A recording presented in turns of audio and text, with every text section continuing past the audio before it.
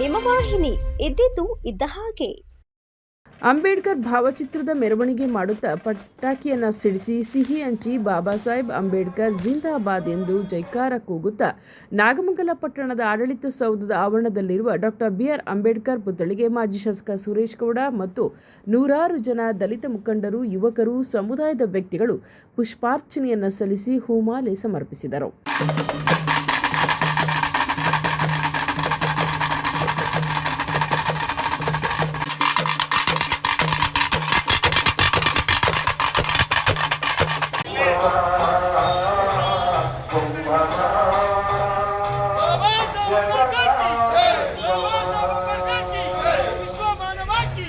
संविधान शिल्पी की, भारत रत्न की, बाबा साहब अम्बेडकर की।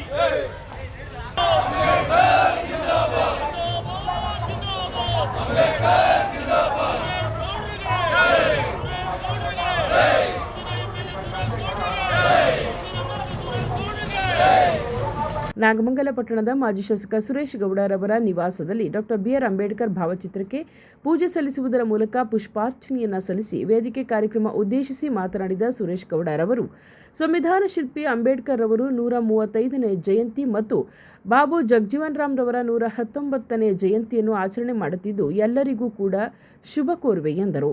ಬಾಬಾ ಸಾಹೇಬ್ ಅವರು ನಮಗೆ ಕೊಟ್ಟ ಸಂವಿಧಾನ ಭಾರತ ದೇಶದಲ್ಲಿ ಸಹಬಾಳ್ವೆಯಿಂದ ಬಾಳುವಂತಾಗಿದೆ. ಎಲ್ಲರೂ ಕೂಡ ಅವರು ಹಾಕಿಕೊಟ್ಟ ಹಾದಿಯಲ್ಲಿ ಬದುಕೋಣ ಎಂದರು. ನಮ್ಮ ಪಕ್ಷದ ಮುಖಂಡರುಗಳು ಎಲ್ಲರೂ ಸಹ ನಮ್ಮ ದೇಶಕ್ಕೆ ಒಂದು ಬದ್ಧ ಬುನಾದಿಯನ್ನ ಕೊಟ್ಟು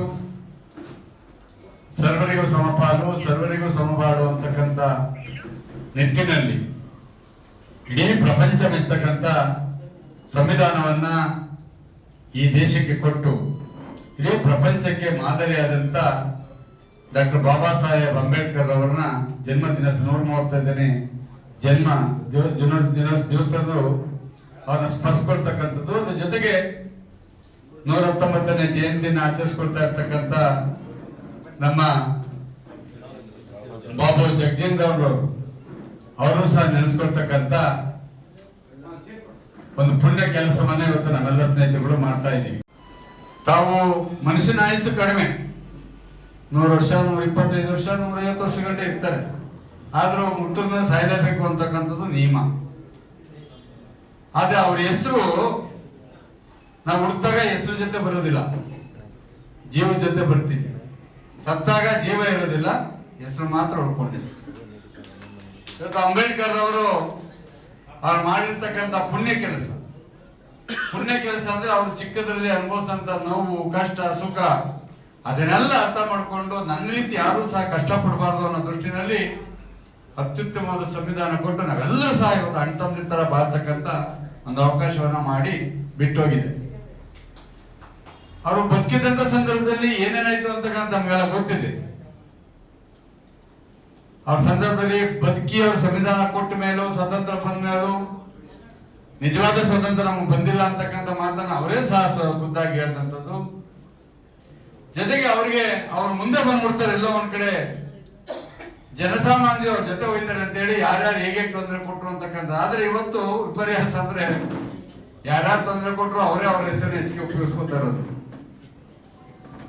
ಅವ್ರ ಹೆಸರು ಹೇಳ್ಕೊಂಡು ಇದುವರೆಗೂ ಸಹ 75 ವರ್ಷ ಅಧಿಕಾರ ನಡೆಸ್ತಂಥದ್ದು. ಇದು ವಿಪರ್ಯಾಸ. ಇದನ್ನ ಯಾರೇನು ಮಾಡ್ಲಿಕ್ಕೆ ಆಗೋದಿಲ್ಲ. ಏನಾಗ್ತದೆ, ಚುನಾವಣೆ ಸಂದರ್ಭದಲ್ಲಿ ಭಾವನಾತ್ಮಕವಾಗಿ ಯೋಚನೆ ಮಾಡಿದಾಗ ಓಟ್ ಹಾಕ್ಬಿಡ್ತೀವಿ ನಾವು. ಹಾಕದ್ಮೇಲೆ ಯೋಚನೆ ಮಾಡ್ತೀವಿ, ಯಾಕಪ್ಪ ಹಾಕ್ತಾವ ಓಟ ಅಂತಕ್ಕಂಥ. ಅದರಿಂದ ಪ್ರಯೋಜನ ಏನು? ಓಟ್ ಹಾಕ್ತಕ್ಕಂಥ ಸಂದರ್ಭ ನಾವು ಯೋಚನೆ ಮಾಡ್ಕೋಬೇಕಾಗ್ತದೆ. ಬಾಬು ಜಗಜೀವನ್ ರಾಮ್ ಅವರು ಸಹ ರೈತರಿಗೋಸ್ಕರ ಇಡೀ ದೇಶದಲ್ಲಿ ಎಷ್ಟು ಕಷ್ಟಪಟ್ಟು ಹೋರಾಟವನ್ನ ಮಾಡಿದ್ರು ಅಂತಕ್ಕಂಥದ್ದನ್ನ ತಾವೆಲ್ಲ ತಿಳ್ಕೋಬೇಕಾಗ್ತದೆ. ಇವತ್ತೆಲ್ಲ ಒಂದ್ ಕಡೆ ಆ ಸಮುದಾಯಗಳನ್ನ ಎತ್ತು ಕಟ್ತಕ್ಕಂಥ ಕೆಲಸಗಳು ನಡೀತಾ ಇದೆ. ಎಲ್ಲ ಒಂದ್ ಕಡೆ ಒಂದು ಸಮುದಾಯಕ್ಕೆ ಅನ್ಯಾಯ ಆಗತ್ತ ತೋರಿಸ್ಕೊಳ್ಳೋದು, ಇನ್ನೊಂದ್ ಕಡೆ ಇನ್ನೊಂದು ಎಲ್ಲವನ್ನು ಸರಿಪಡಿಸ್ತಕ್ಕಂಥ ಕೆಲಸವನ್ನ ಈ ಸರ್ಕಾರಗಳು ಮಾಡದೇ ಇಲ್ಲ. ಯಾಕೆಂದ್ರೆ ಬ್ರಿಟಿಷ್ನವರು ನಮ್ಗೆ ಸ್ವತಂತ್ರ ಕೊಟ್ಟು ಹೋಗಿರ್ಬೋದು, ಆದ್ರೆ ಒಡೆದು ಆಳೋ ನೀತಿನ ಇಲ್ಲೇ ಬಿಟ್ಟೋಗಿದ್ದಾರೆ. ಅದನ್ನ ಇವತ್ತು ಬೇರೆ ಬೇರೆ ಪಕ್ಷದವರು. ಕಾರ್ಯಕ್ರಮದಲ್ಲಿ JDS ಮುಖಂಡರು, ಕಾರ್ಯಕರ್ತರು, ದಲಿತ ಮುಖಂಡರು ಮತ್ತು ಕಾರ್ಯಕರ್ತರು ಭಾಗವಹಿಸಿದ್ದರು. ಸುದ್ದಿ 3 ವಾಹಿನಿಯ ಹೆಚ್ಚಿನ ಮಾಹಿತಿಗಾಗಿ ಸಬ್ಸ್ಕ್ರೈಬ್ ಆಗಿ ಹಾಗೂ ಬೆಲ್ ಬಟನ್ ಒತ್ತಿ.